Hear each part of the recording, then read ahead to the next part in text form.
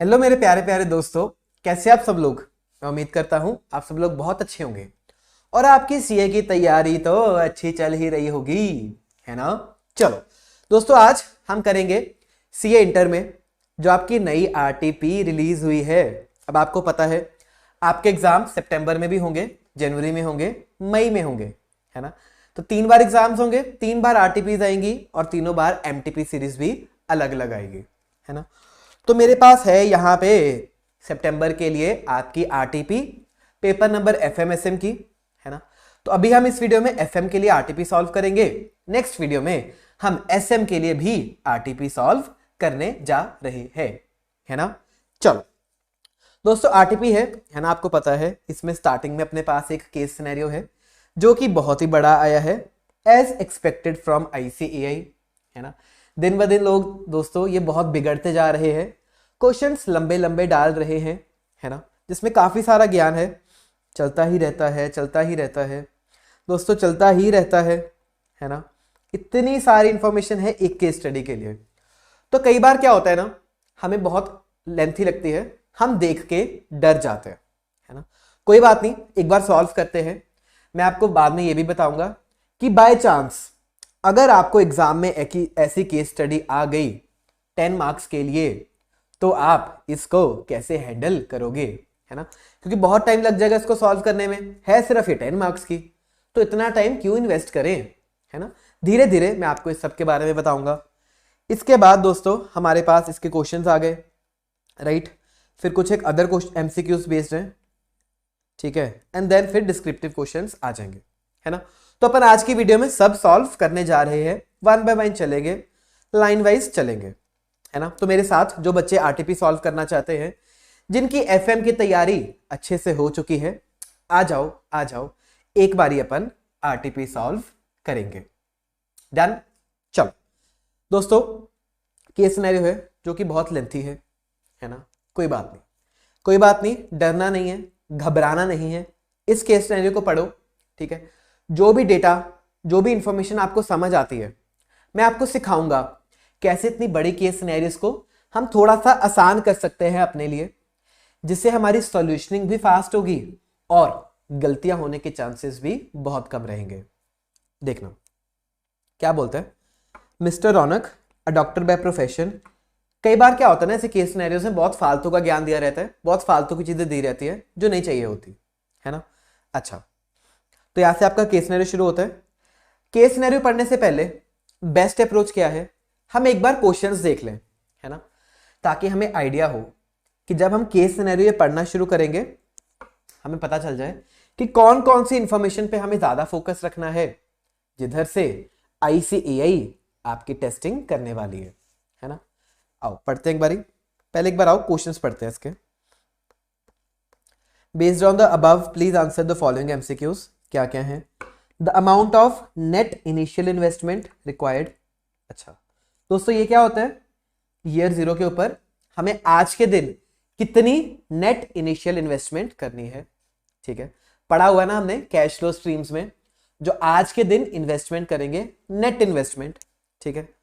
फिर हमें बताना है एनपीवी। अच्छा, तो इसका मतलब दोस्तों चैप्टर नंबर 7 की केस स्टडी है, इन्वेस्टमेंट डिसीजंस के क्वेश्चन होंगे। फिर पेबैक पीरियड बताना है। अच्छा, तो इसके लिए भी अपने को कैश फ्लोस चाहिए होंगे, इसके लिए भी अपने को कैश फ्लोस चाहिए होंगे, है ना। फिर हमें बताना है एस्टिमेटेड या रेकरिंग अकाउंटिंग प्रॉफिट या loss for the first 3 years. अच्छा, तो यहाँ पे अकाउंटिंग P&L बताना है, जिसके लिए हमें बुक प्रॉफिट्स चाहिए होंगे, है ना। तो लिखो यहाँ पे हमें कैश फ्लोस भी चाहिए 2 के लिए, इसके लिए हमें चाहिए होगा P&L, ठीक है। फिर लास्ट में हमें बताना है IRR, इसके लिए फिर से हमें कैश फ्लोस चाहिए होंगे। इतना ही क्वेश्चन है, हाँ जी। तो समझ आया रिक्वायरमेंट्स क्या है।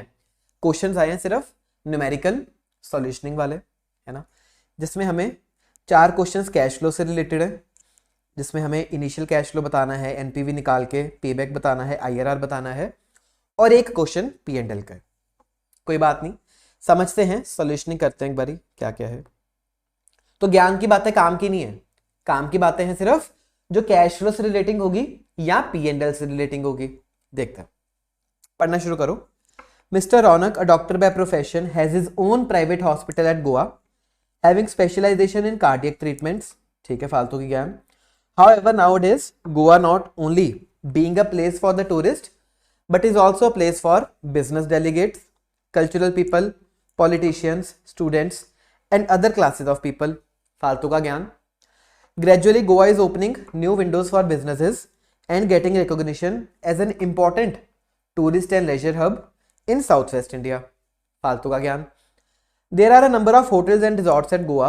However, the need still exists for more hotel services, in particular with the excellent service and because of the large number of visitors from all over the country and all walks of life always favor Goa state for their recreation. फालतू की ज्ञान है.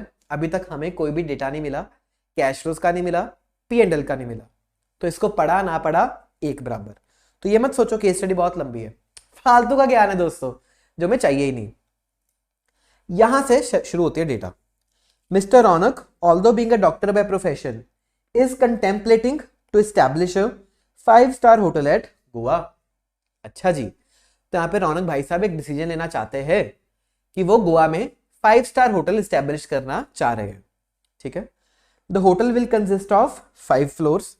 अच्छा, तो एक बार इनका data लिखें, क्या क्या है.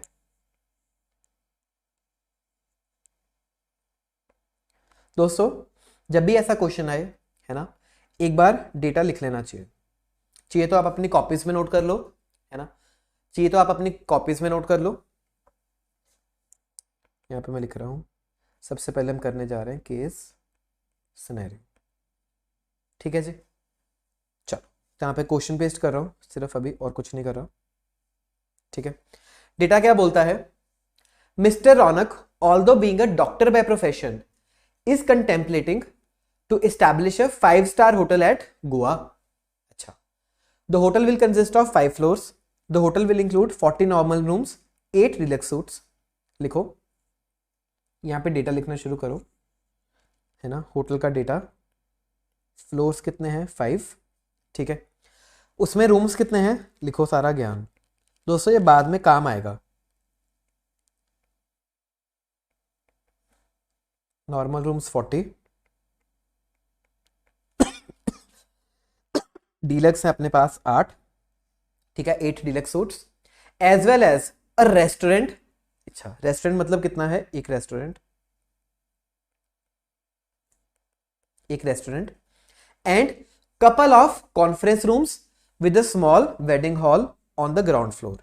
अच्छा, तो इसका मतलब कॉन्फ्रेंस कितने हैं अपने, 2 कॉन्फ्रेंस के हैं और एक है अपने पास वेडिंग हॉल. समझ आया. तो ये सब हम अपने होटल में बनाने जा रहे हैं, एक बार हमने नोट कर लिया. चलो, फिर आगे बोलते हैं. Following are the estimated occupancy rate including, पढ़ो, including fare composition in the table 1. Being a 5-star hotel, breakfast would be complimentary but lunch and dinner are on a la carte basis. तो मतलब हम 5-star hotel में हैं. ठीक है. तो जो लोग रूम लेंगे, ब्रेकफास्ट तो सबको फ्री मिलेगा, पैसे अलग से नहीं लेंगे. हाँ, जो लंच और डिनर ऑर्डर करेंगे उन्हें अला कार्टे बेसिस पे हम चार्ज करने वाले हैं. ठीक है. तो यहाँ पे आपको बताया होटल अकोमोडेशन के बारे में, estimated occupancy rate and fair, है ना. तो यहाँ पे हमारी टाइप्स ऑफ फैसिलिटीज देखो. नॉर्मल रूम्स कितने, 40, डीलक्स 8. ठीक है. कॉन्फ्रेंस कितने थे, 2. रेस्टोरेंट कितना है, 1. तो उस सब का ज्ञान लिखा. साथ ही इन्होंने ये बता दिया कि ऑक्यूपेंसी रेट कितना होगा. दोस्तों, ऑक्यूपेंसी रेट क्या होता है, बताओ मुझे, क्या आपको पता है what is occupancy rate. Sir, occupancy rate होता है कि मान के चलो एक साल में 365 दिन है ना, 365 डेज है. तो अगर वो 10% ऑक्यूपेंसी रेट है, मतलब जितने भी दिन है सिर्फ उसमें से 10% बुकिंग्स आती हैं. तो 365 डेज हैं, उसकी सिर्फ 10% बुकिंग्स आएंगी, यानी अराउंड 36 डेज हमारा होटल बुक रहेगा, है ना. तो एक बार समझते हैं इन्होंने क्या ज्ञान दिया यहाँ पे. दोस्तों, समझने के लिए क्वेश्चन अच्छा है ना, समझने के लिए क्वेश्चन ये अच्छा है. देखते हैं क्या बोलते हैं. फ्लोर्स 5 है. ठीक है.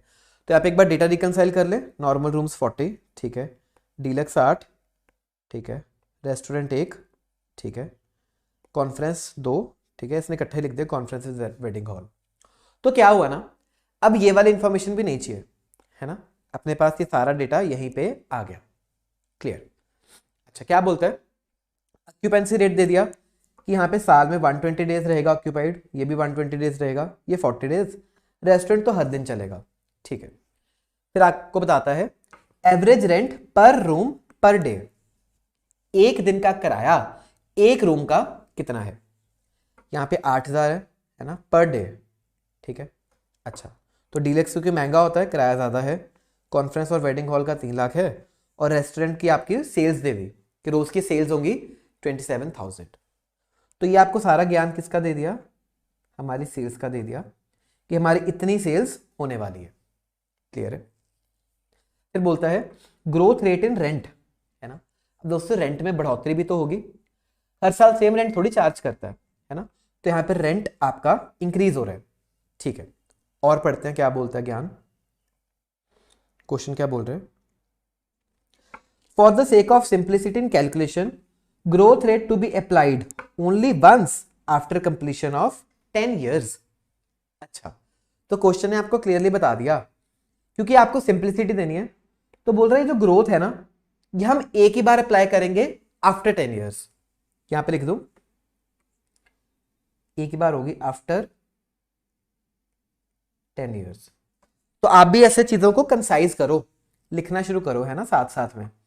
चाहिए तो आप आरटीपी पे लिख लो, अगर कॉपी में कर रहे हो तो कॉपी में करो, है ना। ऐसे आप अगर लिखोगे ना क्वेश्चन पेपर में, पेंसिल से लिख लेना, चीजें करनी आसान रहेंगी, आपको बार बार सारा ज्ञान नहीं पढ़ना पड़ेगा। यहां पे लिख लिया, मुझे एक ही बार पता चल गया कि जो मेरी ग्रोथ होने वाली है वो आफ्टर 10 years एक ही बार होने वाली है। क्लियर है। चलो आगे चलते हैं। फिर क्या बोलता है, यहाँ पे ज्ञान है काफी सारा, है ना, इसको हम लेके आते हैं, नंबर्स हैं, आ जाओ आ जाओ।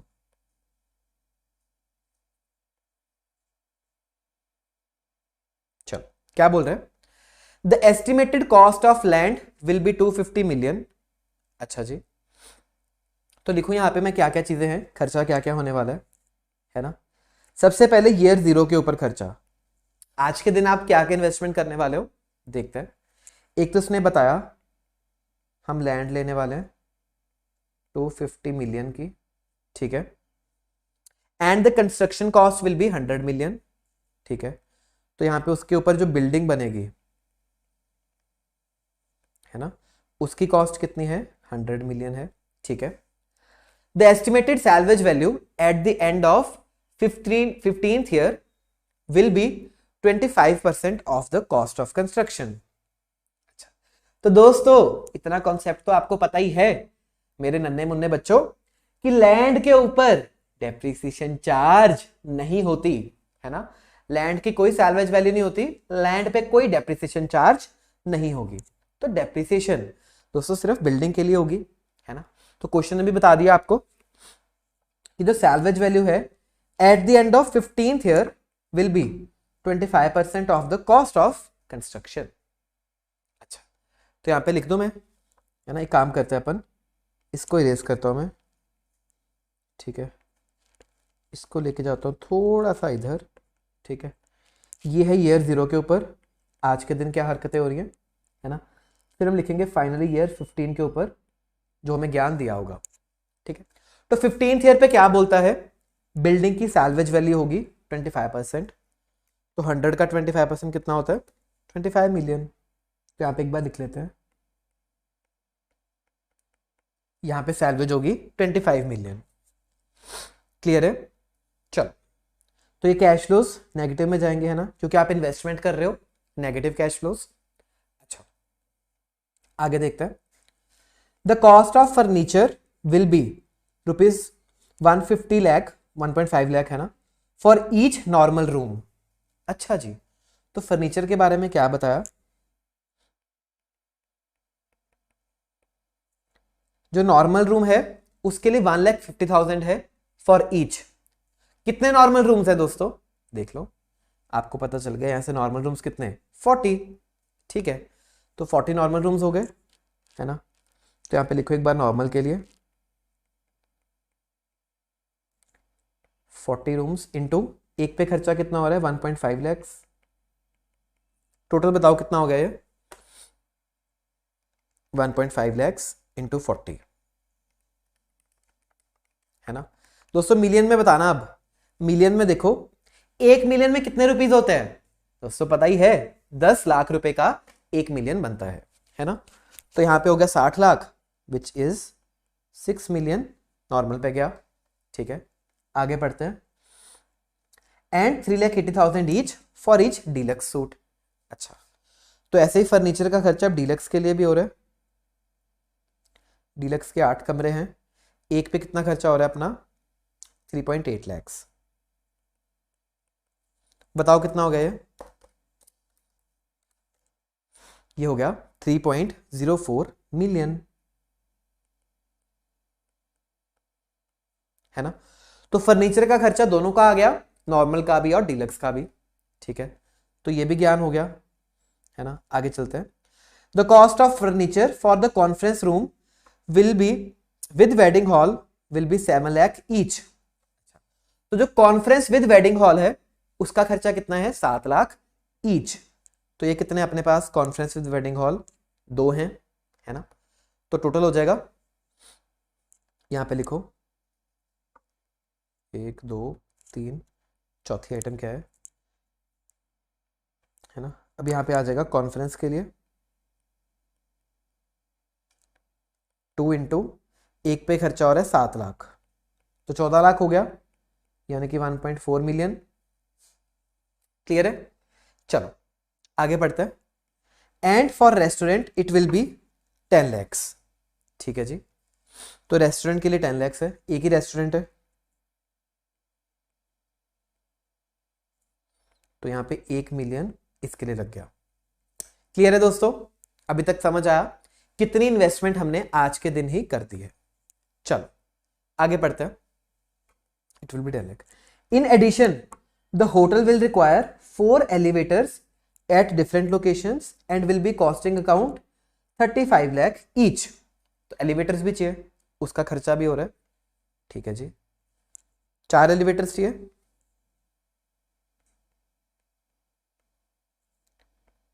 35 लाख एक का हो रहा है। टोटल कितना हो गया बताओ, 140 लाख, 14 मिलियन हो गया ये, है ना।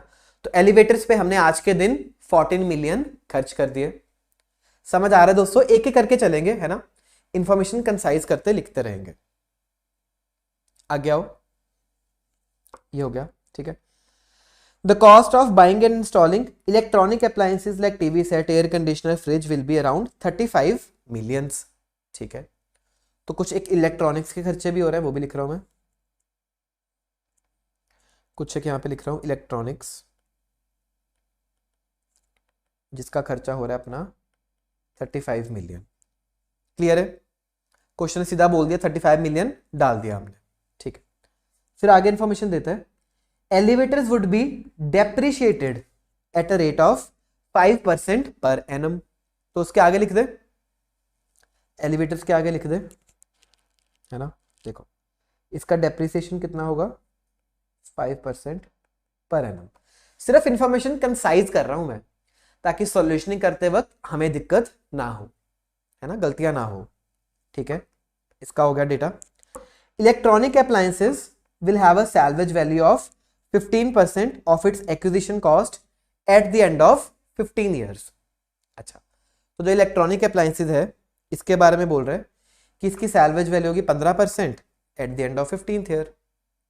बताओ बताओ इसकी सैल्वेज कितनी आ जाएगी,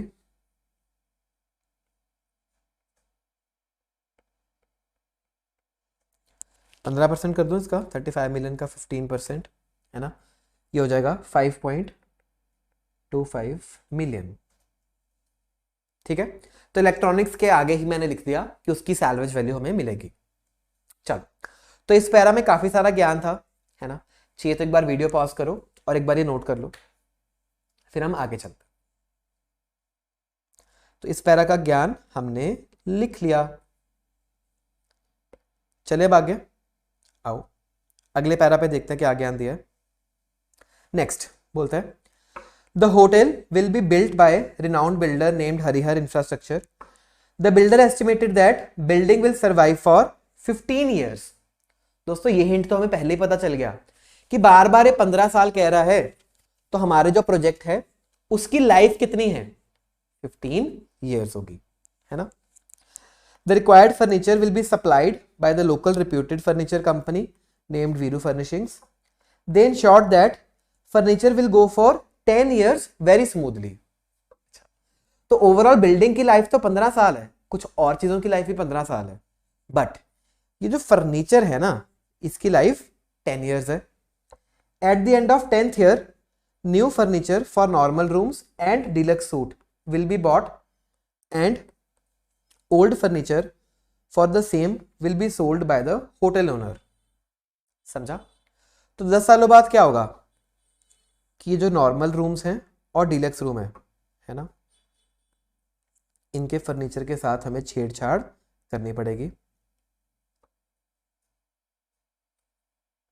एक बार डेटा पेस्ट कर रहा हूं, है ना। तो दोबारा पढ़ते हैं। Eight the end of 10th year 10 सालों बाद new furniture for normal room and deluxe suit will be bought. तो 10 सालों बाद हमें दोबारा से इन्वेस्टमेंट करनी पड़ेगी, है ना। नॉर्मल और डिलक्स रूम के फर्नीचर खरीदने पड़ेंगे and old furniture for the same will be sold by the hotel owner. तो जो पुराना था बेच देंगे, 10 साल बाद नया ले आएंगे। अच्छा, the owner of the hotel estimates that he would be able to purchase the required furniture at 15% higher price than the previous purchase price। समझा। तो 10 सालों बाद हमारा फर्नीचर की लाइफ खत्म हो जाएगी, है ना। 10th ईयर पे क्या होगा कि इसकी लाइफ 10 ईयर्स है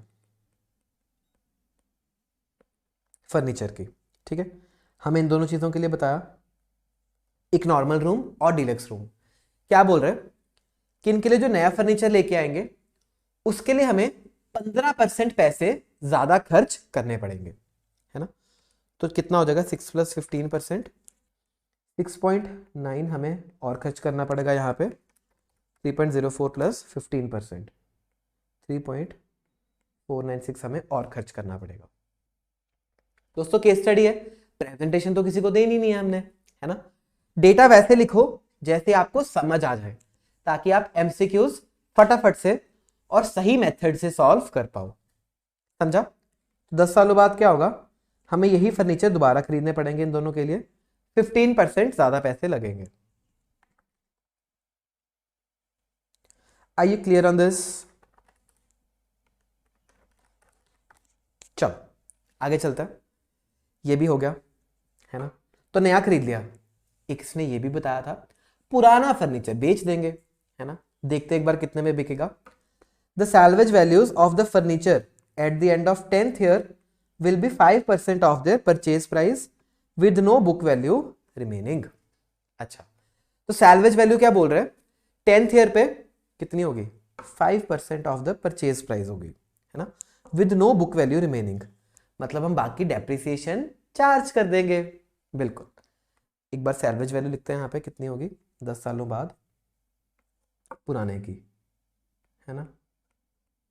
सैल्वेज कितनी होगी, 5% बोला इसने, 5% बोला।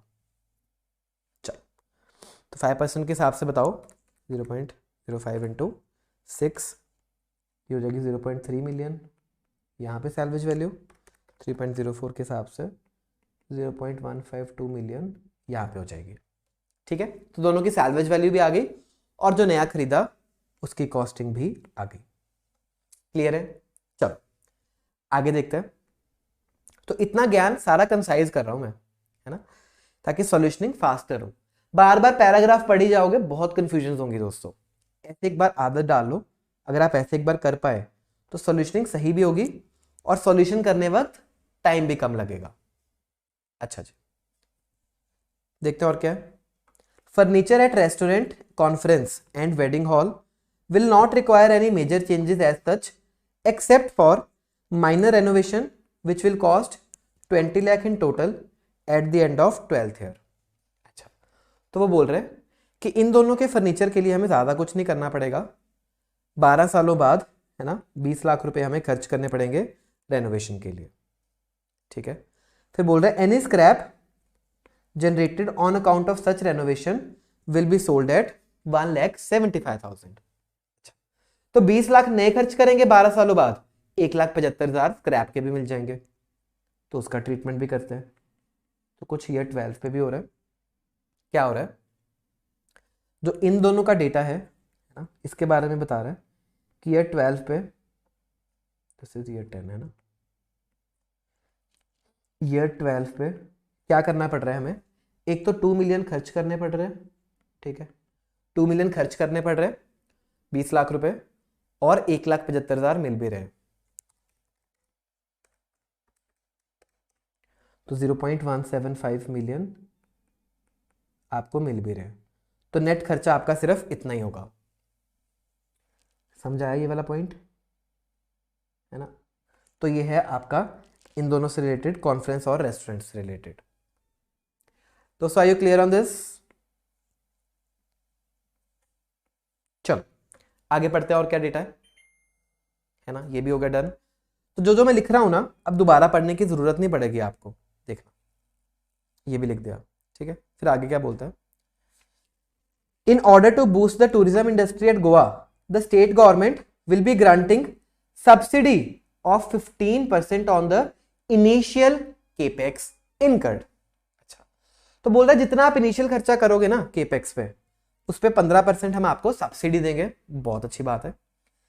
It will be paid at the time of cost incurred. ठीक है, तो इतना पैरा समझ आया, इतना पैरा समझ आया कि जो इनिशियल हम यहाँ पे कॉस्ट इनकर करेंगे, इन्वेस्टमेंट करेंगे, उसके ऊपर गवर्नमेंट हमें सब्सिडी देगी 15% की। ओके, तो लिखो यहाँ पे, है ना, जो इनिशियल कॉस्ट आई इसका समेशन हो जाएगा यहाँ पे, मान के चलो, तो यहाँ पे हम लेस करेंगे सब्सिडी, क्योंकि गवर्नमेंट हमें पैसे दे देगी आज ही, 15% सब्सिडी मिल जाएगी, आज ही पैसे मिल जाएंगे, तो इसका हो जाएगा रफा दफा। ठीक है, तो सब्सिडी क्या होता है, मान के चलो अगर आपने 10 मिलियन खर्च किए, तो उसमें से 15 मिलियन गवर्नमेंट आपको वापस कर देगी, है ना, 15% वापस कर देगी, तो 10 मिलियन का 15% 1.5 मिलियन वापस आ जाएगा, नेट नेट हमें कॉस्ट आएगी 8.5 मिलियन, है ना। तो ये कॉन्सेप्ट होता है सब्सिडी का।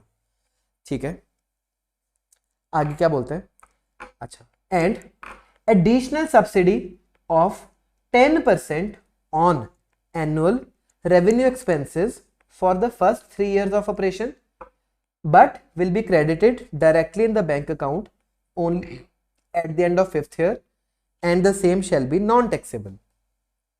तो ये पॉइंट है बहुत ही डिफिकल्ट। क्या बोल रहे हैं कि आपको 10% की सब्सिडी मिलेगी एडिशनल, जो एनुअल रेवेन्यू एक्सपेंसेस पे होगी। ठीक है, तो जो आप रेवेन्यू एक्सपेंसेस इनकर करोगे उसके ऊपर हमें मिलेगी 10% की सब्सिडी पहले 3 सालों के लिए, जो भी खर्चे होंगे। बट पे कब होगी, पे होगी ये 5th ईयर के एंड पे। ठीक है, और इसके ऊपर कोई भी टैक्स नहीं लगेगा। देखो यहां पे एक और डेटा, तो आपको सब्सिडी का डेटा दिया एक और,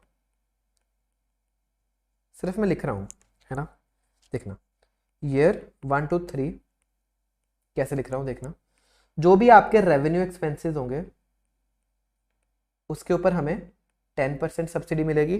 ठीक है, पे होगी ये एट ईयर 5। समझ आया? जस्ट मैंने एक लाइन में कंसाइज करके लिख दिया ताकि सॉल्यूशनिंग करते वक्त मुझे समझ आ जाए। तो ईयर 1 to 3 जो भी रेवेन्यू एक्सपेंसेस होंगे 10% सब्सिडी मिलेगी, पेमेंट होगी ईयर 5 पे, टैक्स नहीं लगेगा। ठीक है, चाहिए तो लिख लो नो टैक्स। क्लियर है? चल, तो ये पहले में जो था वो भी इंफॉर्मेशन लिखी हमने। आगे पढ़ते हैं, आगे क्या बोलते, द टोटल एनुअल, हर साल के हमारे रेकरिंग एक्सपेंसेस कितने हैं, है ना, विल बी 180 लैक्स, है ना, तो ये हो जाएगा 18 मिलियन। 18 मिलियन आपके 18 मिलियन आपके यहाँ पे एनुअल रिकरिंग एक्सपेंसेस हैं। It includes salaries to manager, staff, employees, utility expense, housekeeping services, AMC, फलाना ढिमकाना, ये वो है। तो हर साल अपना कितना खर्चा हो रहा है यहां से पता चला 18 मिलियन का। एक बार ये भी लिख दूं, एक बार दोस्तों मैं ये भी लिख रहा हूं, है ना, कि हमारा जो एनुअल एक्सपेंस है वो होगा 18 मिलियन। हर साल हमें खर्च करने पड़ेंगे 18 मिलियन। समझा? चलें अब आगे।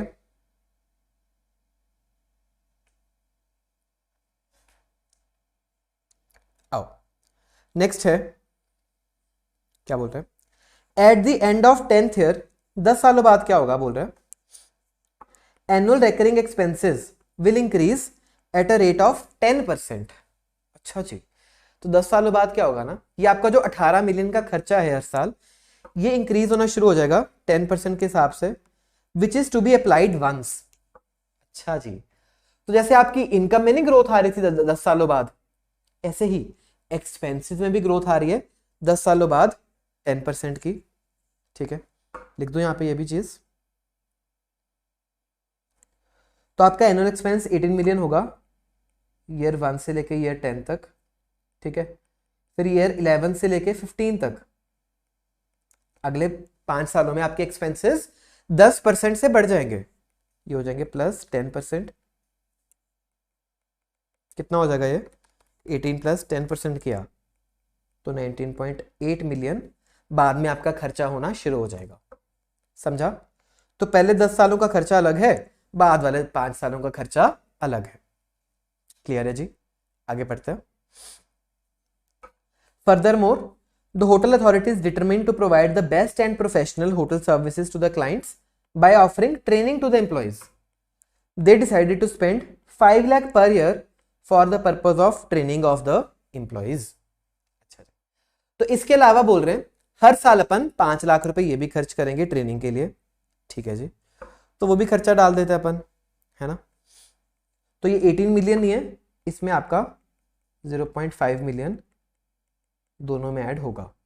ठीक है, ट्रेनिंग वाला, तो टोटल हो जाएगा 18.5 मिलियन यहाँ पे, 18.5 यहाँ पे हो जाएगा। ठीक है, और 20.3 मिलियन यहाँ पे हो जाएगा। क्लियर? तो आपके एक्सपेंसेस एक तो एनुअल रिकरिंग एक्सपेंसेस हैं और ट्रेनिंग एक्सपेंसेस अलग से दे रखे थे, वो हमने कर दिए नोट। चलें आगे। आओ दोस्तों, लास्ट पैरा, शुक्र है केस स्टडी खत्म हुई। पिछले आधे घंटे से केस स्टडी पढ़ रहे हैं अपन, इतनी बड़ी केस स्टडी है, कोई बात नहीं। The hotel project will be entitled, एक बार इसको भी उठा लेते हैं पैराग्राफ को, क्या बोल रहे हैं।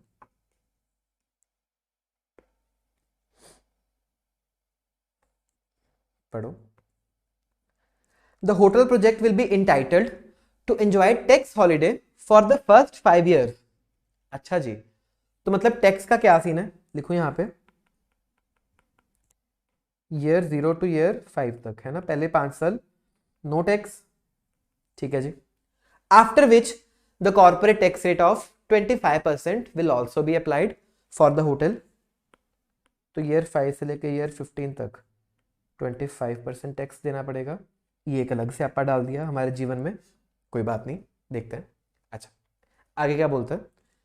The cost of equity for the company is 12% and the estimated hurdle rate by considering the structure of capital of the proposed hotel is fixed at 15%। तो दोस्तों कॉस्ट ऑफ इक्विटी भी दे दी, हर्डल रेट भी दे दी।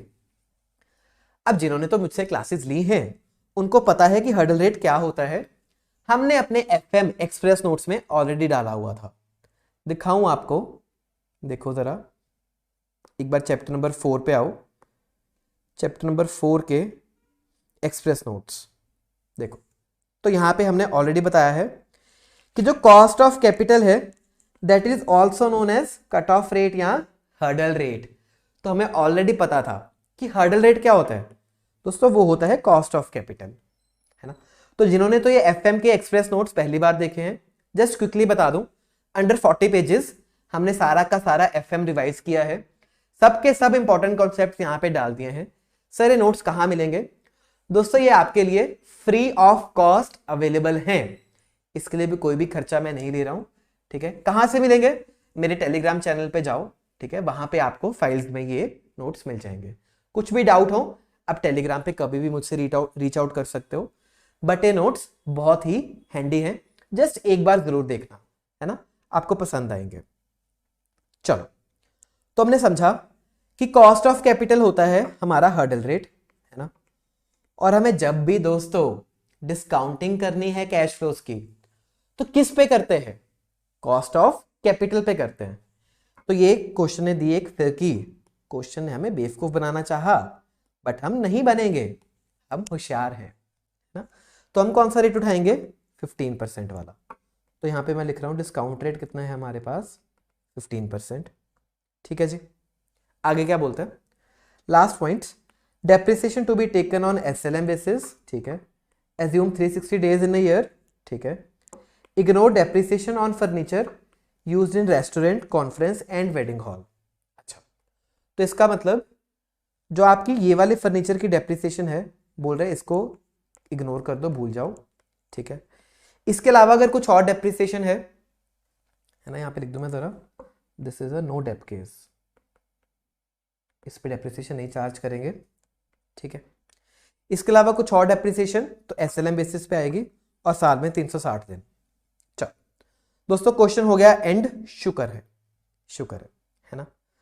अब मैंने data कर दिया है concise आप सब बच्चों के लिए, ठीक है। अब आपका फर्ज बनता है कि एक बार ये नोट कर लो, एक बार देख लो, सिर्फ अभी क्वेश्चन का डेटा लिखा है मैंने, कुछ और नहीं किया, सॉल्यूशनिंग नहीं करी, कर लो नोट। चले हम सॉल्यूशनिंग करें, है ना। अब देखना आपके सॉल्यूशंस बहुत जल्दी निकलेंगे, बहुत क्विकली निकलेंगे, डेटा अपना सारा क्लियर हो चुका है।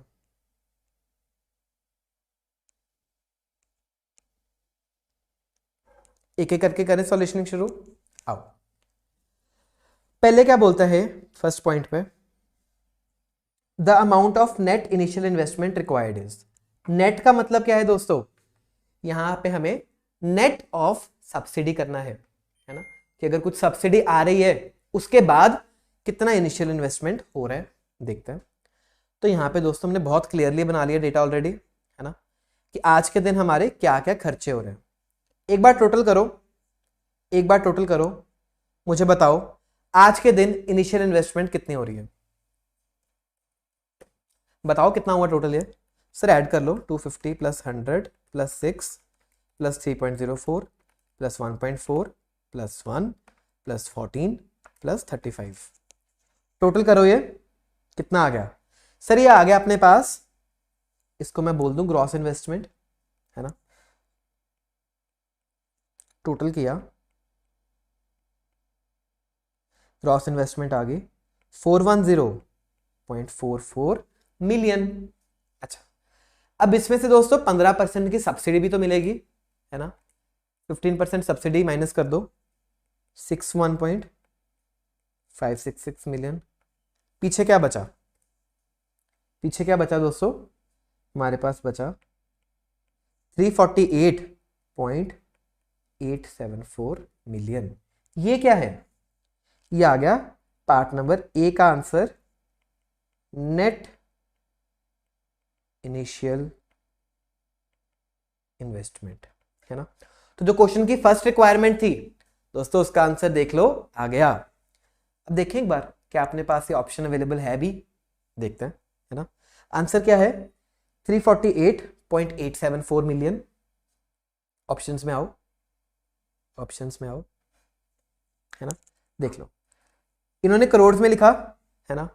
तो अगर मिलियंस को करोड़ में कन्वर्ट करना है, डिवाइड बाय 10 कर दो, तो अपने पास आंसर आया 34.8874 करोड़। तो दोस्तों अपने पास ये ऑप्शन अवेलेबल है, so B is the right answer. अब आप जाओ अपनी OMR में बी के ऊपर गोला मार दो, 2 नंबर पक्के, है ना। चलो, तो ऐसे करके अब सारा क्वेश्चन क्लियर है, सॉल्यूशनिंग हमारी हो जाएगी। सेकंड पे बोल रहा है एनपीवी ऑफ द प्रोजेक्ट। ओहो, तो हमें अब सारे प्रोजेक्ट की एनपीवी बतानी है दोस्तों। This is one of the most complex part of this question, है ना। बट सीखने के लिए तो अभी अच्छा है, अभी तो हम आज की डेट में तो सीख सकते हैं ना। एग्जाम में जो पूछेगा नहीं पूछेगा बात की बात है, तब देखेंगे। बट आज के दिन एक बार सीखते हैं एनपीवी कैसे निकालनी है, आपकी कॉन्सेप्ट्स की प्रैक्टिस भी हो जाएगी। आओ एनपीवी निकालते हैं, है ना। अब एनपीवी निकालने के लिए हमें चाहिए सबके सब कैश फ्लोज, सबके सब कैश फ्लोज। फिर उन सबको प्रेजेंट वैल्यू करेंगे, आज के दिन वैल्यू लेके आएंगे, हमारे पास आ जाएगी एनपीवी, राइट। चलो तो एक काम करें, पहले एक बार कैश आउटफ्लोज निकालें, है ना। कैश आउटफ्लोज क्या क्या हो रहे हैं उनकी प्रेजेंट वैल्यू, फिर कैश इनफ्लोज की प्रेजेंट वैल्यू निकालेंगे, फिर नेट ऑफ कर देंगे। देखना,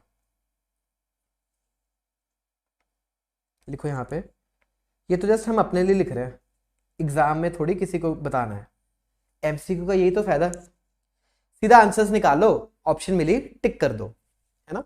आपको प्रेजेंटेशन क्या है कैसे है वो उस पर फोकस करने की जरूरत नहीं है।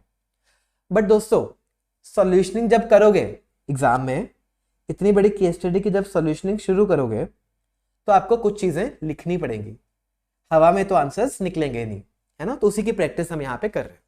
आओ एनपीवी, सबसे पहले देखते हैं present value of cash outflows, कि जो आपके कैश आउटफ्लोज होने वाले हैं उनकी प्रेजेंट वैल्यू क्या है, देखते हैं। अच्छा, तो क्या क्या कैश आउटफ्लोज है पहले तो ये बता दो, है ना। एक तो हमने ऑलरेडी निकाल लिया कि इनिशियल आज के दिन हमारा कैश आउटफ्लो कितना हो रहा है नेट करके, है ना, 348.874 मिलियन, यही हो रहा है। लिखो, है ना, लिखो यहां पे, ये जस्ट हम अपने लिए लिख रहे हैं, एग्जामिनर को नहीं प्रेजेंट करना, बट खुद की सॉल्यूशनिंग भी तो करें एक बारी, है ना। ईयर 0 के ऊपर हो रही है हमें, ये आपके लिए मैं लिख रहा हूं, एग्जामिनर में चाहे ना भी लिखना। नेट इन्वेस्टमेंट कितनी हो रही है 348.874 मिलियन, हम तो यहाँ पे पीवीएफ भी लिख देंगे, प्रेजेंट वैल्यू फैक्टर्स, तो यहाँ पे लिखते हैं प्रेजेंट वैल्यू दोस्तों, क्योंकि आज के दिन ही हो रही है, present value factor is always 1, तो 348.874 मिलियन हमारी आज के दिन इन्वेस्टमेंट हो रही है, ये हुआ। और देखें क्या क्या इन्वेस्टमेंट्स हैं, और देखते हैं। देखो डेटा हमारा सारा यहाँ पे लिखा हुआ है ना, देखते हैं।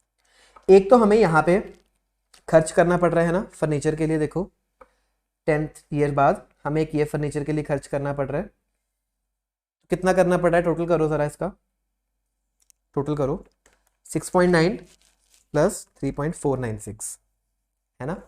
6.9 प्लस 3.496, 10 सालों बाद ये खर्च करना पड़ रहा है। लिखो ये भी,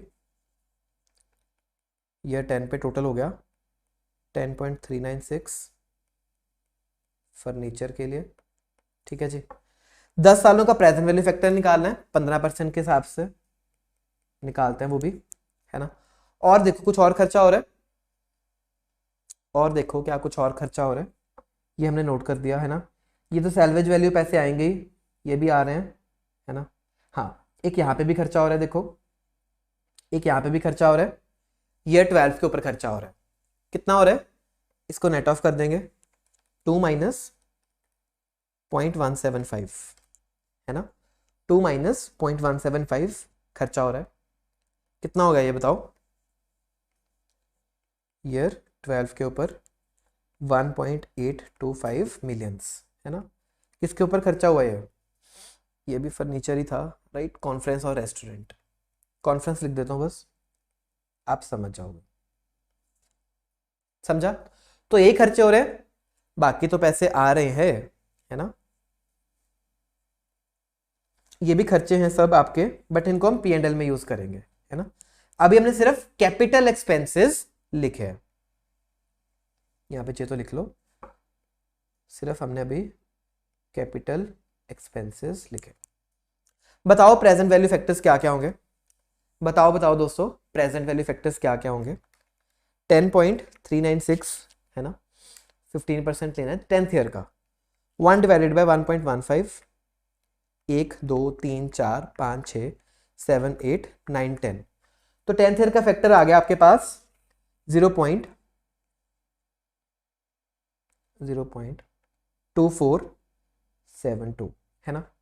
जनरली हम 3 डिजिट्स तक लेते हैं, बट क्योंकि ये डिटेल्ड कैलकुलेशन है, आईसीएआई ने 4 डिजिट्स लिया, तो मैं भी 4 डिजिट्स के साथ करवा रहा हूं। ठीक है, जनरली वैसे हम 3 डिजिट्स लेते हैं। अब आओ 12th ईयर का फैक्टर, ऐसे ही 2 बार और इक्वल टू दबाओ। 12th ईयर का फैक्टर आ गया 0.1869। फैक्टर्स आ गए। प्रेजेंट वैल्यू बता दो कितने कितने हैं, बताओ। तो 10.396 इंटू 0.2472 है ना, ये हो जाएगा आपके पास 2.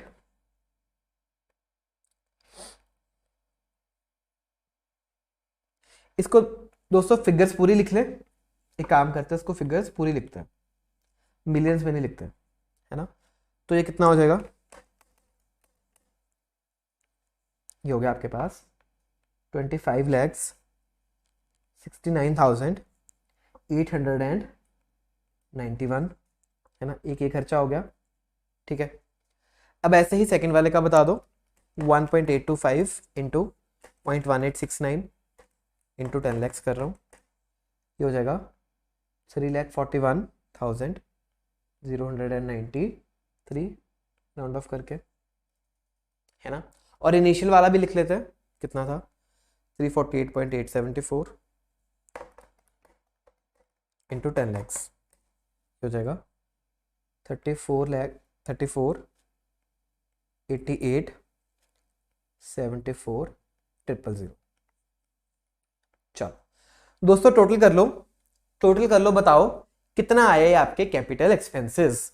लेंथी क्वेश्चन है, आई अंडरस्टैंड, बट समझने में क्या जाता है ना, एक बार तो हम समझ लें, ताकि अगर एग्जाम में कभी सिमिलर क्वेश्चन आए, थोड़ा इसका आसान वाला वर्जन भी आए, हमें सबका ट्रीटमेंट्स का पता हो। 341,093 टोटल कर लो, कितना आ गया, ये आ गया 35,17,84,984 है ना। तो ये आ गई present value of cash outflows capital expenses की। क्लियर है, तो ये खर्चे हो रहे थे वो सब हमने नोट कर दिए हैं, है ना। अच्छा, अब आओ एक बार बनाते हैं, अब बनाते हैं हमारा इंटरम कैश फ्लोज है ना। इंटरम कैश फ्लोज कैसे बनेंगे, पहले एक बार नॉर्मल P&L बना लो, फिर उसमें ऐड बैक कर दो नॉन कैश एक्सपेंसेस, जैसे कि आपकी डेप्रिसिएशन, दोस्तों मेंट ऑफ जिंदगी है ना, फाइनल आंसर्स आ जाएंगे। चलो पहले एक बार P&L बनाना पड़ेगा है ना। उसके लिए पहले हमें देखना पड़ेगा कि डेटा कैसा है, क्या 15 सालों का अलग अलग बनाएं या फिर कहीं पे समेशंस हो सकती है। देखना, एक तो हमें टैक्स की वजह से करनी पड़ेगी है ना, year 0 to 5 no tax case, 5 to 15 tax लगेगा, तो एक डिवीजन आपको यहां करनी पड़ेगी है ना। अच्छा, और एक देखो रेवेन्यूज पे है ना, रेवेन्यूज पे नॉर्मल डेज में एक नॉर्मल रेवेन्यू है, ईयर 0 to 10, फिर 10 ईयर्स बाद रेवेन्यू बढ़ने वाला है ना, तो आपको एक बाइफर्केशन यहां भी रखनी पड़ेगी। तो मोटा मोटी आपकी 3 बाइफर्केशंस बनी है ना, 3 बाइफर्केशंस आपकी बनेगी।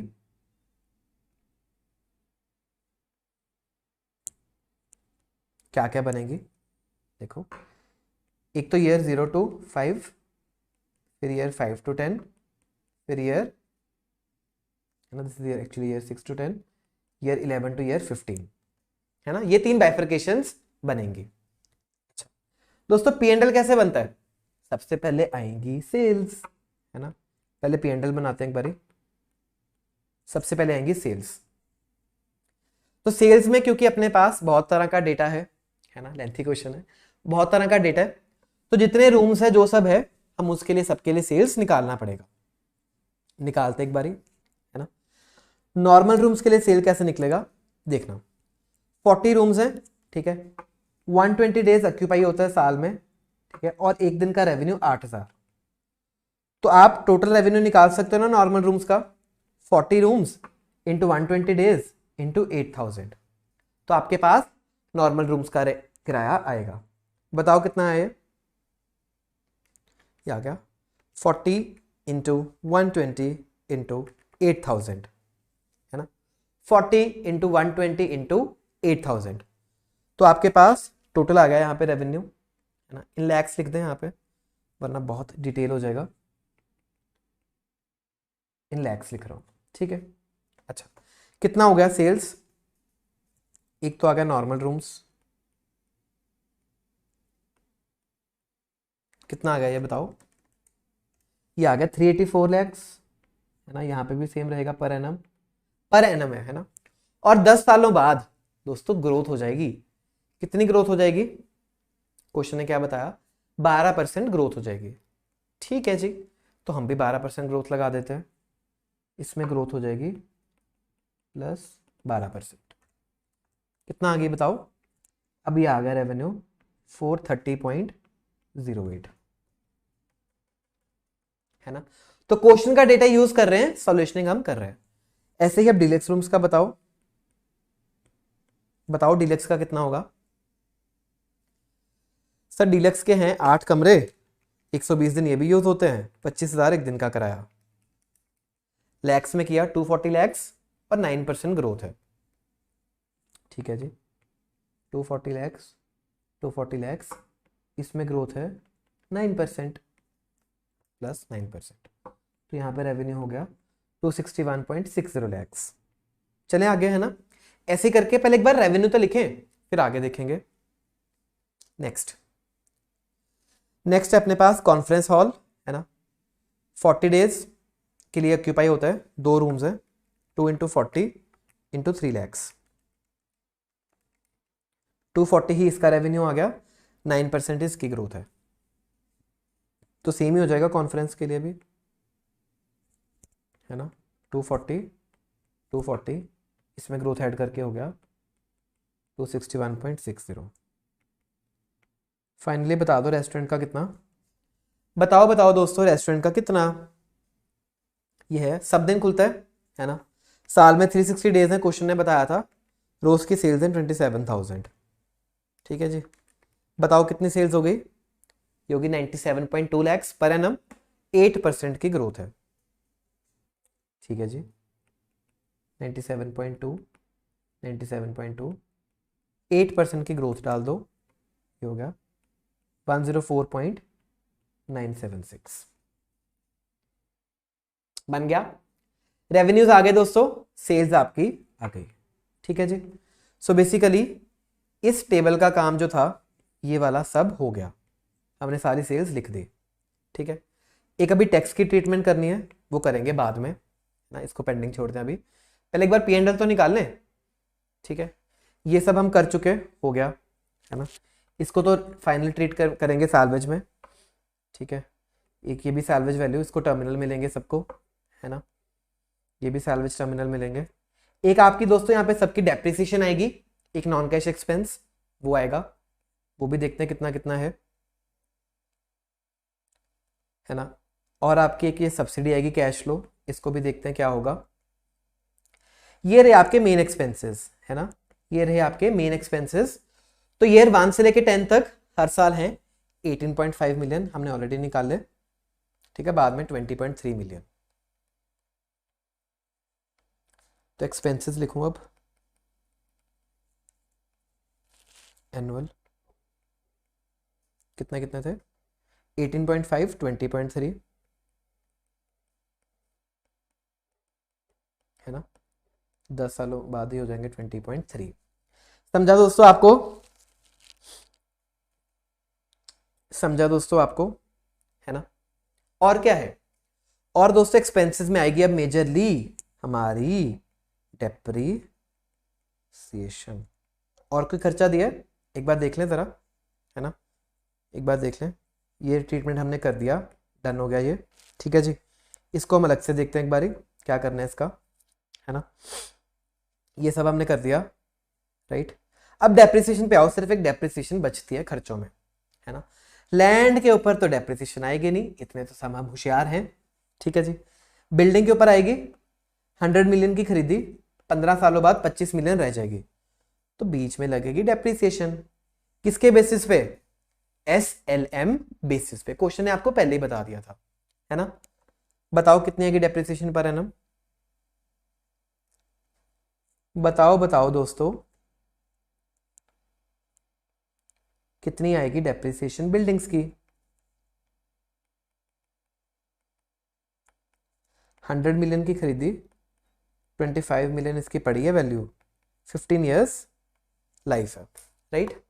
तो 100 माइनस 25 डिवाइडेड बाई 15 कितना हो गया? 5 मिलियन हो गया, है ना। क्योंकि हम लैक्स में लिख रहे हैं तो मैं लिख रहा हूं 50 लैक्स, राइट। और बताओ, और बताओ आगे क्या चीज है ना।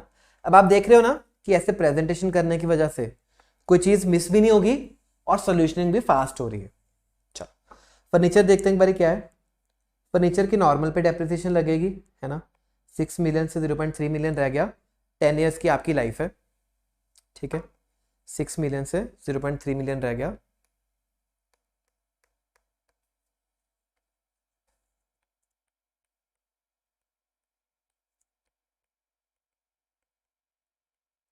टेन ईयर्स आपकी लाइफ है। बताओ पर एनम कितना आया पहले 10 सालों के लिए? बताओ बताओ कितना आ गया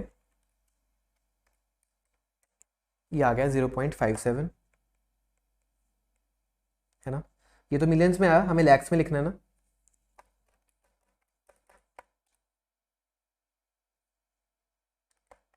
five point seven lakhs, right.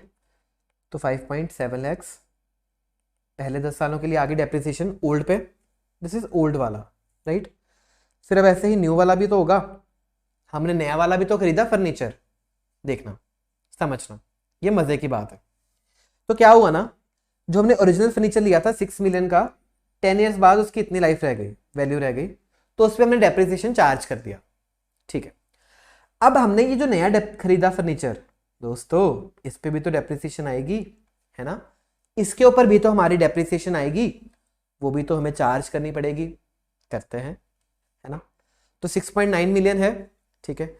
अब आपको इसकी सैल्वेज वैल्यू का ज्ञान दिया है, बताओ क्या आपको इसकी सैल्वेज वैल्यू का ज्ञान दिया है? नहीं दिया, है ना। हमें जो सैल्वेज का दिया था वो तो सिर्फ इसका दिया था। तो जब इसकी सैल्वेज वैल्यू का ज्ञान नहीं दिया, हम मान लेंगे कि इसकी सैल्वेज वैल्यू 0 है। मानना पड़ेगा दोस्तों क्योंकि क्वेश्चन ने डेटा नहीं दिया। तो इसके लिए हम क्या मानेंगे? आईसीए ने ये माना, मैं भी मनवा रहा हूं, है ना। इसकी सैल्वेज वैल्यू 0 है, ठीक है। लाइफ कितनी है दोस्तों? फर्नीचर की लाइफ 10 ईयर्स ही है ना। 10 ईयर्स की लाइफ है क्योंकि फर्नीचर की, देखो क्वेश्चन ने पहले बताया था। तो डेप्रिसिएशन 10 ईयर्स पे चार्ज होगी और सैल्वेज वैल्यू 0 रहेगी, देखना। तो 6.9 मिलियन है नया, राइट। नया furniture 6.9 million, salvage value 0, life 10 years. कितनी आगे डेप्रिसिएशन बताओ? 6.9 लैक्स होगी, है ना। ये बाद वाले 5 सालों में चार्ज होगी क्योंकि नया फर्नीचर दोस्तों 10 सालों बाद खरीदा है, तो 10 सालों बाद ही नए पे फर्नीचर आएगी। समझा आपको, है ना। ये तो ओरिजिनल फर्नीचर है ओल्ड वाला, पहले 10 साल ये चला, बाद वाले 5 सालों में इस पे डेप्रिसिएशन चार्ज हुई। ऐसे ही दोस्तों ये हमने किया नॉर्मल रूम्स का।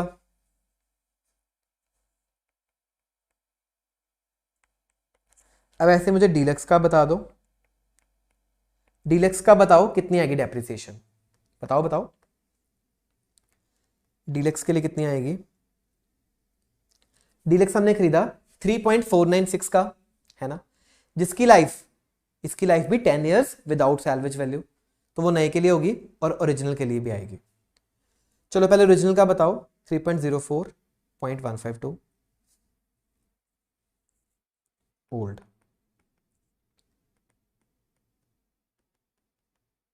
डिवाइडेड बाय 10 ईयर्स, है ना। This is in millions. बताओ कितना आया? 3.04 माइनस 0.152 बाय 10, ठीक है जी। तो पर एनम डेप्रिसिएशन कितनी आ गई? ये आ गई 2.888, है ना। तो पहले ओल्ड फर्नीचर के ऊपर आ गई 10 सालों के लिए डेप्रिसिएशन 2.888।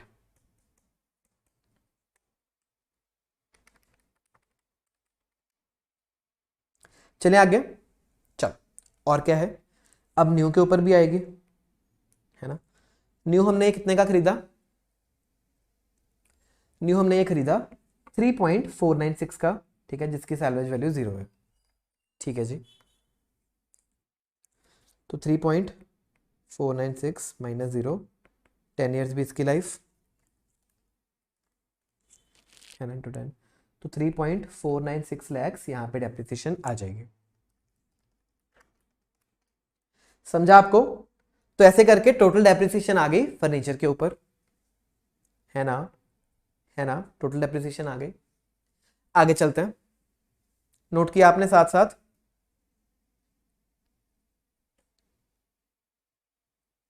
नोट किया आपने साथ साथ।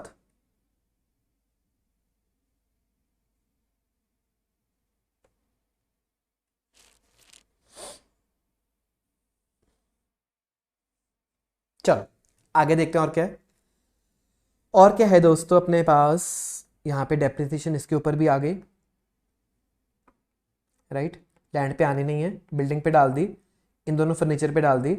इसके ऊपर क्वेश्चन ने बोला था डेप्रिसिएशन डालनी नहीं है ना। एलिवेटर्स पे तो डालेंगे, एलिवेटर्स पे डालेंगे 5% पर एनम, क्वेश्चन ने बोला था 5% पर एनम। तो 14 मिलियन के ऊपर 5% निकालो, कितना आएगा, बताओ बताओ। एलिवेटर्स आ गए अब, है ना, 14 million at the rate 5% per annum, कितनी कितनी हो जाएगी बताओ, 14 इंटू 5%, तो ये हो जाएगी 7-7 लाख रुपए, है ना। 7 लाख यहाँ गए, 7 लाख यहाँ गए, 7 लाख यहाँ गए, इसमें कुछ चेंज नहीं है। क्वेश्चन बोलता है चुपचाप 5% चार्ज करी जाओ, हम करी जाएंगे, कुछ भी दिमाग नहीं लगाएंगे, ठीक है जी। ये भी हो गया। और इसने बोला था इलेक्ट्रॉनिक्स का सैलवेज वैल्यू दी है, 15 सालों बाद दी है दोस्तों, यहां पे भी डेप्रिसिएशन निकल आएगी, है ना। बताओ कितनी आई, 35 माइनस 5.25। तो बहुत लेंथी क्वेश्चन है, मैं क्या करूं, है ना। Electronics 35 minus 5.25 divided by 15 into 10, है ना, लैक्स में निकालने के लिए, क्योंकि मिलियन में है figure. 35 minus 5.25 divided by 15 into 10 किया, तो ये लैक्स में आ गई, कितनी आई, 19.83333, है ना। हर साल ये भी सेम है।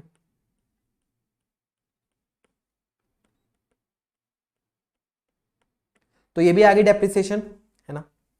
इसके अलावा बताओ, एक बार आप नोट कर लो, सबकी सब डेप्रिसिएशन दोस्तों कैलकुलेट कर ली, एक बार नोट कर लो।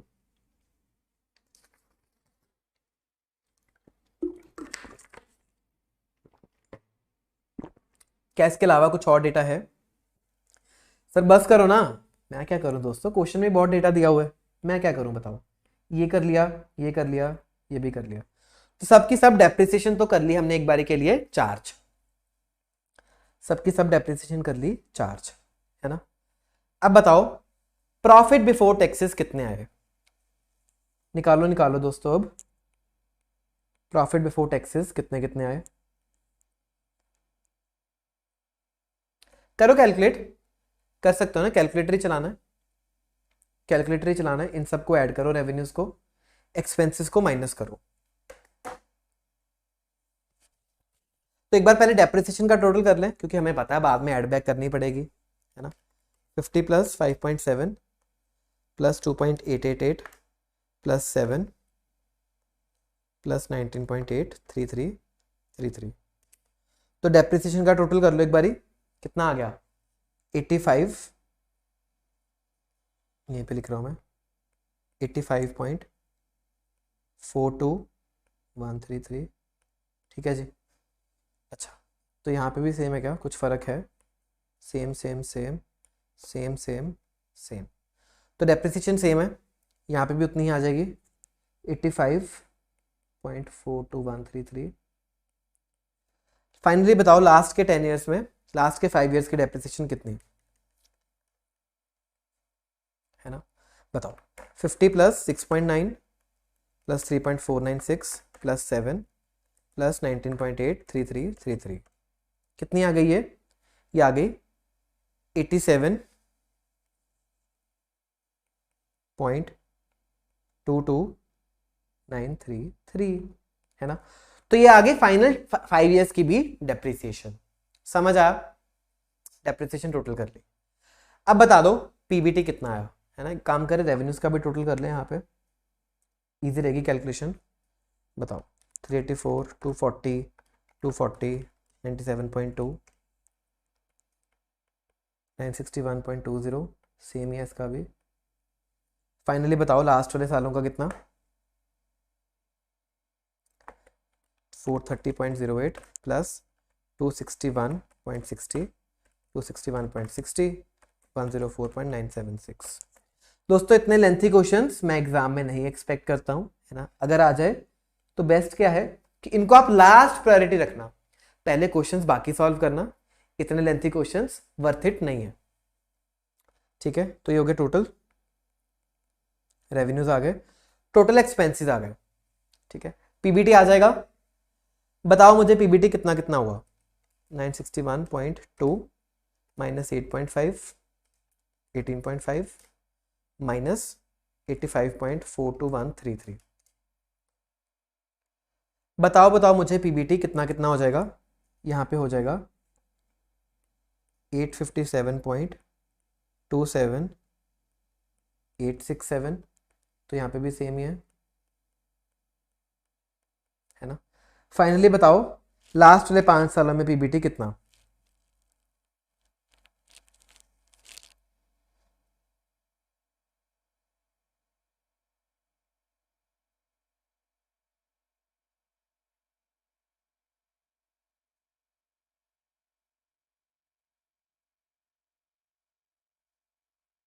ओहो दोस्तों गड़बड़ हो गई, ये मिलियंस में थे, है ना। हमने ये लिखा लैक्स में, तो हमें यहाँ पे इसको कन्वर्जन करना पड़ेगा, राइट। ध्यान रखना, ध्यान रखना। तो ये 185 यहाँ पे है, 185 यहाँ पे है, और बाद में कितना है? 203। तो यहाँ पे हमने लैक्स में लिखा है, राइट। अब बताओ कितना आया ज़रा? 961.20 माइनस 185 माइनस 85.42133 कितना हो गया ये? 690.77867, 690.77867 है ना। तो दोनों सवालों के पीबीटीज आ गए। फाइनली बताओ अब लास्ट का कितना पीबीटी आएगा? 1058.256 माइनस 203 माइनस 87.22933 है ना। कितना है यहाँ पे? यहाँ पे आ गया अब 768.02667 पीबीटी आ गए। अब माइनस कर दो टैक्सेस। दोस्तों पहले 5 साल कोई टैक्स नहीं है, क्वेश्चन ने बोला था। अगले 5 सालों में टैक्स है 25%, 25%। पैट निकाल दोगे दोस्तों, पैट आ जाएगा। बताओ 690.77867, ठीक है। यहाँ पे पैट बताओ कितना आया? 75% ही कर रहा हूँ मैं उसका सीधा, आप चाहे तो जैसे मर्जी निकालो। 690.77867, 518.084, ठीक है। ऐसे फाइनली का करते हैं 0.75 इंटू 768.02667, यहाँ पे हो गया 576.02, राइट। तो अपने पास दोस्तों पैट भी आ गए, है ना। अब हमें क्योंकि निकालने हैं कैश फ्लोज, मेंटोस जिंदगी, इसमें चुपचाप डेप्रिसिएशन ऐड कर दो, आपके पास कैश फ्लोज आ जाएंगे इंटरम पीरियड के। बताओ बताओ डेप्रिसिएशन कितना कितना है? टोटल किया हुआ है हमने ऑलरेडी 85.42133,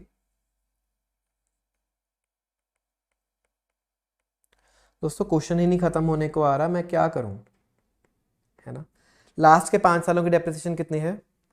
87.22933।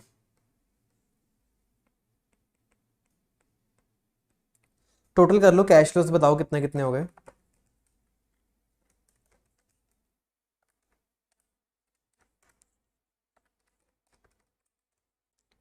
यहाँ पे हो गया 776.20, ठीक है। 518.084 प्लस 85.42133, 603.51, है ना। करो करो नोट, 603.51 कर दो राउंड ऑफ करके, या इसको 505 लिख लेते हैं, ठीक है। 576.02 प्लस 87.22933 कितना आ गया ये? 663.249, राइट। कैश फ्लोज आ गए अब, पहले 5 साल, अगले 5 साल और अगले 5 साल कैश फ्लोज आ गए। अब दोस्तों प्रेजेंट वैल्यू एन्युटी फैक्टर बता दो मुझे, है ना, बताना ही पड़ेगा आपको। किस रेट पे? 15% पे, है ना। कैलकुलेटर पे सॉल्व करो और बताओ पहले 5 सालों का एन्युटी फैक्टर कितना? 1 divided by 1.15 equal to m plus 1 2 3 4 5। Total किया कितना हो गया ये? बताओ बताओ। 1 डिवाइडेड बाय 1.15, 1 2 3 4 5, ये हो गया 3.3522, है ना। 4 डिजिट तक जा रहा है। फिर ऐसे ही अगले 5 साल, आने वाले 5 साल उनका कैलकुलेट करो, ये आ जाएगा 1.6666, है ना। और फाइनली लास्ट के 5 साल इनका कैलकुलेट करो, 0.8285। कर लोगे एन्युटी फैक्टर्स कैलकुलेट 15% के हिसाब से, है ना। बताओ अब प्रेजेंट वैल्यूज कितनी कितनी होंगी। सर कब क्वेश्चन खत्म होगा? तो मेरे को क्या पता, चल ही जा रहा है, कोई बात नहीं, हिम्मत रखो, सॉल्व करो। 3.3522 इंटू 776.20, सीखने के लिए अच्छा क्वेश्चन है ना। एग्जाम में ऐसा क्वेश्चन हम अटेम्प्ट नहीं करेंगे। 0.978, ठीक है, 3 डिजिट तक जा रहा हूं मैं, ठीक है। ओके आगे चलो। 603.505 इंटू 1.6666, 1005.801, ठीक है। और फाइनली 663.249 इंटू 0.8285, 549.502। चलो दोस्तों टोटल करो, एक बारी टोटल करो, बताओ कितना आ गया। समेशन ऑफ प्रेजेंट वैल्यूज कितना आ गया इन तीनों का? 4157.28। कर लो नोट, यहां पे हो गई आपकी समेशन ऑफ प्रेजेंट वैल्यूज। दोस्तों खत्म ही नहीं हो रहा क्वेश्चन। 4157.28 लाख। क्लियर है? इतना पार्ट एक बार नोट करो, कुछ भी डाउट है मुझसे पूछ लेना।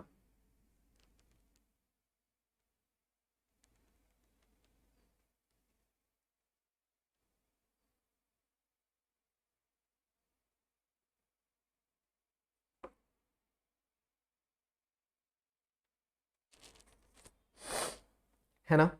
चलो आगे चले। अब आपके इंटरम पीरियड कैश फ्लोज हो गए, और बताओ इसके अलावा बताओ और क्या चीज है। तो क्वेश्चन ही नहीं खत्म हो रहा, और क्या चीज है।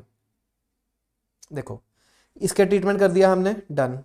ये सब कर दिया, ये कर दिया। एक तो सैल्वेज वैल्यूज आएंगी आपकी, है ना, जब जब आएंगी वो लिखना पड़ेगा हमें, उनकी प्रेजेंट वैल्यूज, ठीक है।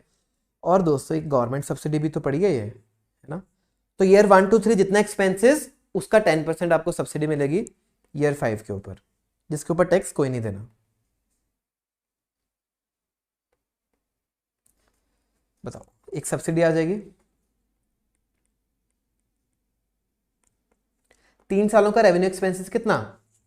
बताओ बताओ दोस्तों, 3 सालों का रेवेन्यू एक्सपेंसेस कितना, है ना। पर एनम कितना एक्सपेंसेस है दोस्तों, हम सिर्फ ये वाला लेंगे। पर एनम कितना एक्सपेंसेस? 185, ठीक है जी। तो 185 इंटू 3, 3 सालों का हो जाएगा इसके ऊपर 10% सब्सिडी मिलेगी। बताओ कितना हो गया सब्सिडी? सब्सिडी होगी 55.5 लैक्स। कब मिलेगी? ईयर 5 में मिलेगी। प्रेजेंट वैल्यू बताओ, प्रेजेंट वैल्यू बता दो कितना हो जाएगा, है ना। फिफ्थ ईयर का फैक्टर क्या है? 1 डिवाइडेड बाई 1.15, 1 2 3 4 5, 0.4972। ठीक है, प्रेजेंट वैल्यू बताओ कितनी होगी? ये हो जाएगी 26,59,560। ये भी होगी सब्सिडी, है ना। 3 सालों का revenue expenses, present value factor, NPV. ठीक है जी, और क्या है? कुछ और बचता है क्वेश्चन में? क्या कुछ और बचता है? बिल्कुल दोस्तों, ये सैलवेज वैल्यूज बचती हैं, है ना। एक तो आपको ये 10 ये मिल रही है, ये 10 के ऊपर कितनी मिल रही है? 0.3 प्लस 0.152 मिलियन। ठीक है, लैक्स में करोगे 4.52 लैक्स लिख रहा हूं मैं। सैलवेज वैल्यू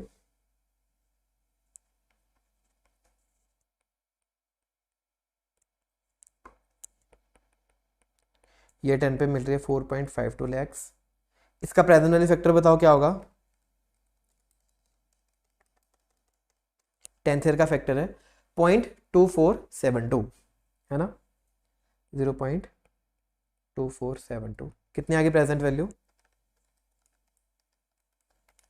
ये आ गई 111,734.40। ऐसे ही दोस्तों कुछ सैलवेज वैल्यू ईयर 15 पे भी रिलीज हो रही है ना। कुछ आपको 10वें साल मिली, कुछ 15th ईयर पे मिल रही है। देखते एक बार 15th ईयर पे क्या मिल रहा है। ईयर 15 पे भी मिल रही है ना, देखो 25 मिलियन एक मिल रही है। ठीक है जी, इसका तो कुछ नहीं मिला, ये भी खत्म, ये भी खत्म। एक ये मिल रही है 5.25, है ना। टोटल इतनी मिल रही है 30.25 मिलियंस। तो ये हो जाएगा 302.50 lakhs at the rate 15th year का फैक्टर बताओ।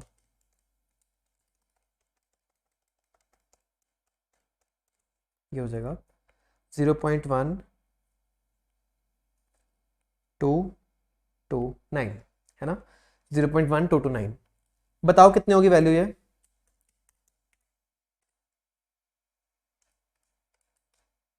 ये हो जाएगी 37.17725। ठीक है, अब ये भी पैसे मिल रहे हैं। ठीक है जी, ये भी मिल रहे हैं, ये भी मिल रहे हैं पॉजिटिव कैश फ्लोज। ओके, ये भी मिल रहे हैं पॉजिटिव कैश फ्लोज। ठीक है जी, और ये पैसे आपके जा रहे हैं नेगेटिव कैश फ्लोज। समेशन कर लो दोस्तों, फाइनली समेशन कर लो, बताओ कितनी आई आपकी एनपीवी? चलो करें समेशन, है ना। देखो 35,1784,984,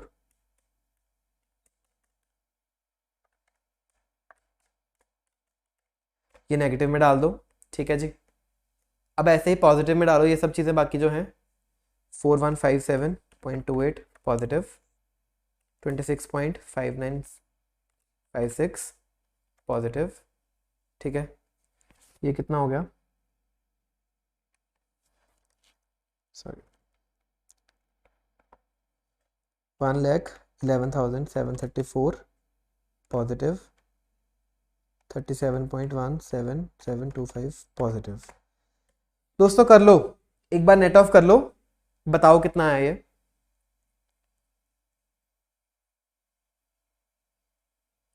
नेट ऑफ कर लो, बताओ कितना आया? मेरे पास राउंडिंग ऑफ के बहुत सारे डिफरेंसेस होंगे, है ना, बट मेरे पास जो आंसर आ रहा है वो आ रहा है 704.32 लैक्स, है ना। तो कहीं ना कहीं जो आंसर है हमारा 705 लाख के आसपास है ना।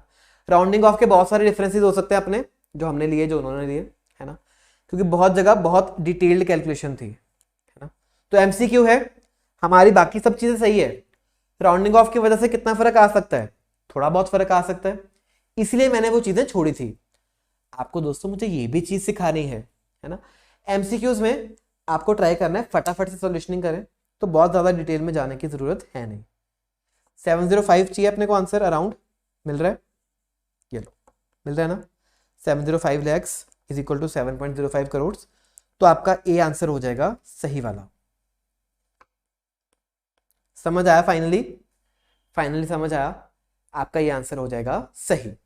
ठीक है, चलो दोस्तों, आपको ये नोट्स वोट्स चाहिए अगर, तो है ना, वैसे तो आईसीएनए में सॉल्यूशन करके दिया, बट अगर आपको ये नोट्स चाहिए तो मिल जाएंगे आपको मेरे टेलीग्राम चैनल पे। टेलीग्राम चैनल का लिंक इस वीडियो की डिस्क्रिप्शन में मिल जाएगा। चलो ये भी होगा डन, एनपीवी निकल आई। अब पे बैक पीरियड बताना है तो रिकवर द इनिशियल इन्वेस्टमेंट। पे बैक पीरियड दोस्तों कैसे निकलेगा? हमें पता चल गया कि इनिशियल इन्वेस्टमेंट कितनी है, ठीक है, इतनी है, ठीक है। फिर हमने पर ईयर कैश फ्लोज भी निकाल लिए, है ना। अब इसने सिंपल पे बैक पीरियड बोला है, डिस्काउंटेड पे बैक नहीं बोला, सिंपल पे बैक बोला है। तो अगर सिंपल पे बैक बोला है दोस्तों तो हम भी सिंपल तरीके से उसको निकाल देंगे। कैसे निकालेंगे? क्यूमुलेटिव मेथड से निकालोगे, है ना, समेशन करते रहोगे जब तक आपकी इनिशियल इन्वेस्टमेंट रिकवर नहीं हो जाती, उतना टाइम आपको लग रहा है ना। इसको आईसीए सॉल्यूशन से करवा दूंगा, आपको थोड़ा टाइम सेव हो जाएगा अपना, है ना। अच्छा, तो कैसे लग रहा है? इनिशियल इन्वेस्टमेंट हमें पता है, ठीक है जी। हमने पर एनम के कैश इनफ्लोज भी निकाल लिए, ये हमने सब निकाल लिए, ईयर 1 टू ईयर 4। फिर ईयर 5 पे आपको सब्सिडी जो मिल रही है वो भी हमने डाली, है ना।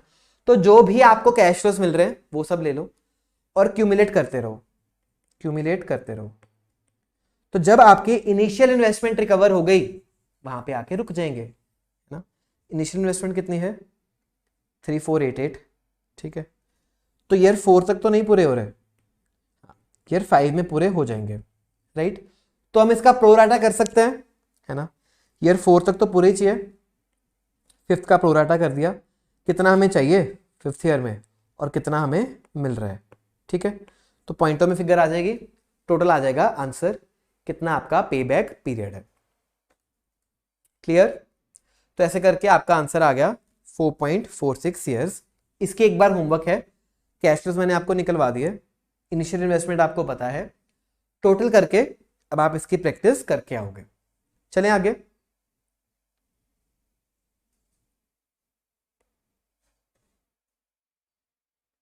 चलो नेक्स्ट क्वेश्चन क्या है? नेक्स्ट क्वेश्चन क्या है? Estimated recurring accounting profit and loss for the first 3 years are. अच्छा, तो हमें क्या बताना है? रेकरिंग वाला जो बार बार होता है, अकाउंटिंग P&L पहले 3 सालों का, है ना। तो वो कैसे निकलेगा दोस्तों? कैसे निकलेगा? एक तो आपको नॉर्मल P&L लेना पड़ेगा पहले, है ना। Net operating profit after taxes लेना पड़ेगा, नॉर्मल P&L लेना पड़ेगा जो हमने निकाला ऑलरेडी, प्लस क्योंकि अब ये सब्सिडी जो है पहले 3 सालों के लिए रेकरिंग है ना, पहले 3 सालों में हर साल हो रही है, तो हमने जो भी उसका एक्सपेंस है हर साल का 10% उस पर हमने सब्सिडी ली, तो ये भी आपकी ऐड हो जाएगी, है ना। तो ये हमने प्रॉफिट एंड लॉस निकाला P&L, इसमें सब्सिडी ऐड कर दी, इस पर टैक्स तो लगेगा नहीं, तो आपके पास आ जाएंगे अकाउंटिंग प्रॉफिट्स। समझा? सब्सिडी क्यों ऐड करी? क्योंकि दोस्तों वो पहले 3 सालों के लिए रेकरिंग एक्सपेंस है, रेकरिंग P&L आइटम है, उसको हमने यहाँ पे ले लेना है। क्लियर है? क्लियर है दोस्तों? चलो फाइनली दोस्तों लास्ट पार्ट, IRR। IRR कैसे निकाल लेंगे? Hit and trial method, interpolation, है ना। लोअर रेट पे कैलकुलेट करो, हायर रेट पे कैलकुलेट करो, फिर दोनों को इंटरपोलेट करो, वही सब करेंगे। कैसे करेंगे दोस्तों? हमने एक एनपीवी निकाल लिया 15% के रेट पे, है ना। अब उन्हीं कैश फ्लोज को यूज करके हम एक हायर रेट पे एनपीवी निकाल लेंगे, मान के चलो 20% पे निकाला, है ना। तो हमें पता चल जाएगा कि हमारा IRR कितना है। तो 2 ऑप्शंस तो बिल्कुल नहीं है, 15% पता है हमें, इस पे एनपीवी पॉजिटिव आ रहा है, तो ये IRR नहीं है। इससे कम तो कभी हो ही नहीं सकता क्योंकि 15% पे एनपीवी पॉजिटिव है। तो लड़ाई किन दोनों के बीच है? इन दोनों के बीच है ना। ये आपका पार्ट रहेगा होमवर्क में।